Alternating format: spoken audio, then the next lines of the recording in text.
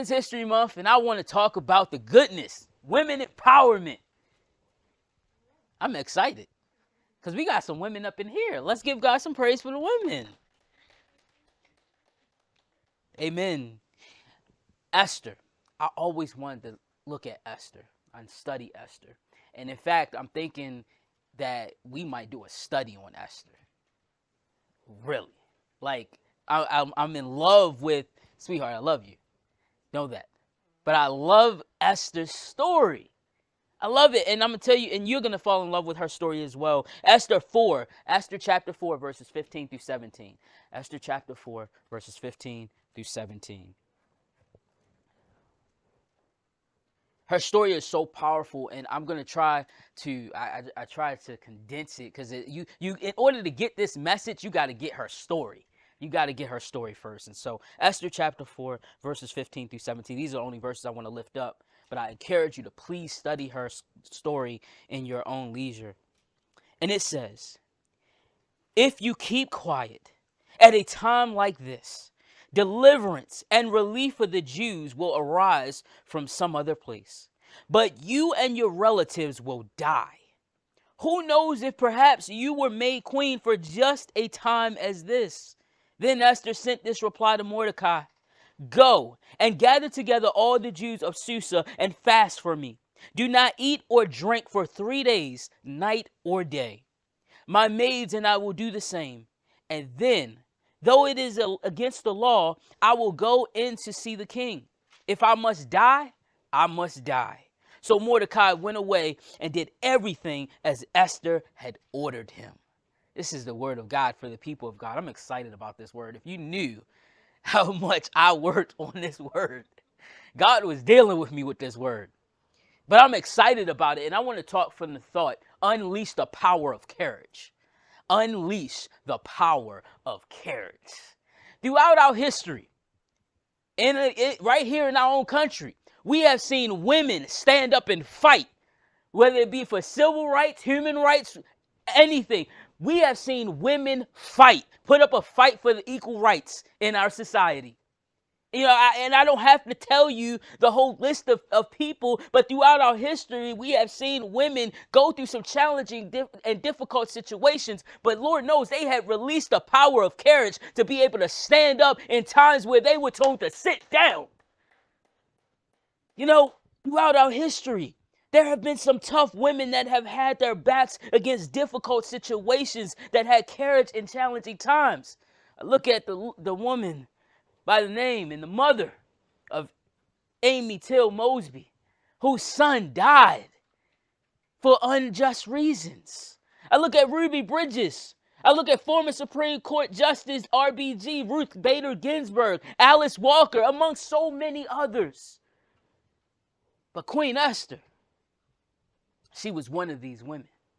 She was one of these women. Queen Esther, whose real name is Hadassah, was a young, beautiful Jewish woman with power who displayed courage in a challenging time against her people. About 100 years after King Nebuchadnezzar had drove the Jews into exile, the Jewish population was a minority in the land of Persia.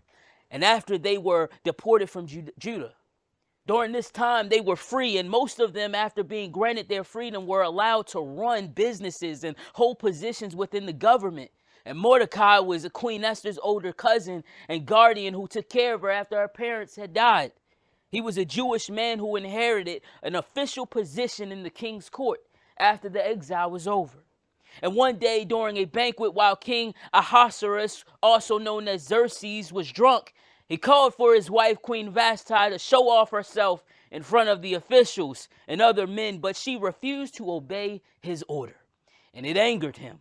And as a result, he ousted her and sent out a decree that saw all the beautiful women of Persia gather in the king's palace in Susa, which was the Persian capital, to select a new queen of Persia, who we find would be Mordecai's cousin, Hadassah, who changed her name to Esther to hide her Jewish nationality so she could become queen.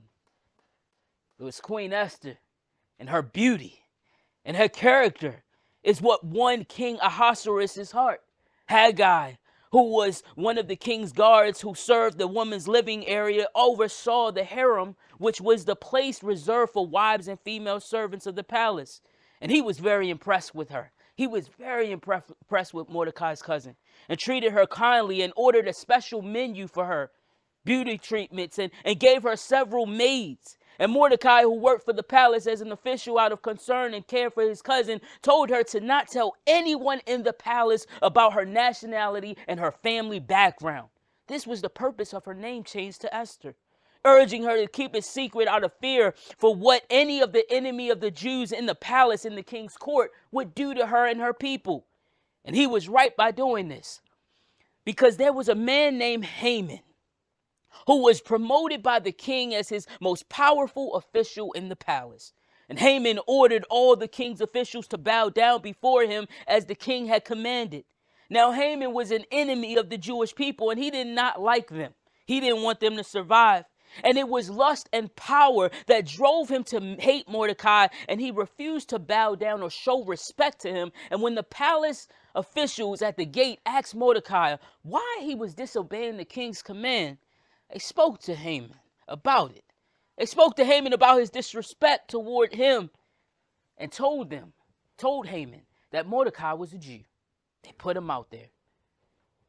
Once Haman found out that Mordecai's nationality, he was furious and driven to destroy Mordecai, and not just Mordecai himself, not just his family, but he was driven to destroy the whole entire Jewish population in Persia. So Haman informed the king to make it his interest to issue a decree that would destroy the Jewish people and seize their money and their property. And King Ahasuerus approved the decree, and it was sent out to all the king's highest officers in their provinces, ordering that all Jews, young and old, women and children included, be killed, slaughtered, and annihilated. Once Mordecai had found this out, he and the other Jews went through a period of mourning, and people went into fasting and weeping and wailing. And Queen Esther's maids and guards had come and told her about what was happening to Mordecai, and she became distressed by it, and she sent Hyathis, who was appointed as her attendant, to see about what was troubling Mordecai. Why was Mordecai in this state of mourning? And Mordecai told him the whole story of what was about to go down with the Jewish people at the hands of Haman, and the decree that was sent out by King Ahasuerus, and gave Hyathis a copy of the decree to show Queen Esther, and told him to tell her to go to the king and beg for mercy and plead for her people.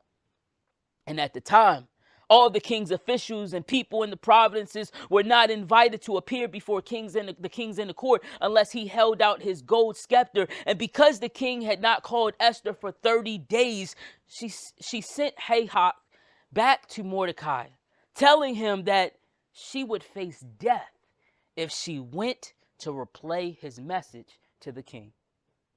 And Mordecai warned her that she could face the very same fate of her own people if she did not do anything. She was not to be invincible to this. And so he encouraged her to do something and fight for the deliverance and the relief of her people, and letting her know that God put you in the place. He put you in this palace for a reason, at such a time as this. See, what you must understand today is that God doesn't put you in a position for your own benefit, but he puts you in the position because he wants you there, because he wants you to serve him in the position. And so Esther was queen to serve God and his people.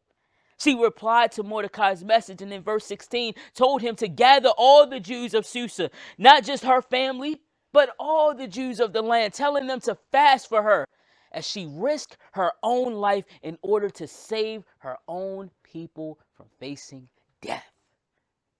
Esther was ready to put up a fight for her own people to survive. She had the power of courage, and that's what she exercised in this situation. See, Esther was queen, and she could have been conceited in her title, and she could have looked at her people as beneath her. Here I am, I'm in the palace now. I don't belong where you belong anymore. I'm not near you anymore. No, she didn't do that.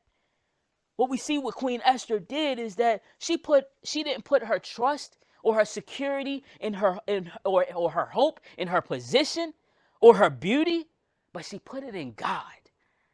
Esther, knowing that she could face death, yet willing to go there and put her very life on the line for her people, confirms that her security was in God, who put her in a position to go before the king and lead for her own people. See what Haman thought he was doing was killing off the Jewish population in Persia. But it was actually all a part of God's plan, because the king ended up turning the situation around into the Jews' favor after he was reminded that Mordecai saved his life in a plot from his former gods to assassinate him back in chapter 2, verses 21 through 23. And when the king was reminded of this, he honored Mordecai for it. And when Queen Esther told the king of Haman's plot to kill off the Jewish population, Haman was doomed. And the same exact day that Haman planned on killing the Jews was the same day that God was able to turn the situation around to overrule Haman's plan. He ended up being killed on the sharpened pole that was meant to kill Mordecai, and he eliminated the killing of the Jewish people. See, the enemy might try to take you out, but God always got a good plan on the end. He got a good way of turning things around. Isn't it amazing how people will plot up against you, and then all of a sudden they planned it all out, and then everything turns back on them? Look at God. See, the enemy might be plotting and scheming to exterminate your marriage, your family, your health, and even your nation, Ukraine situation with faith. When faced with potentially being killed, Queen Esther risked her own life to save her own people.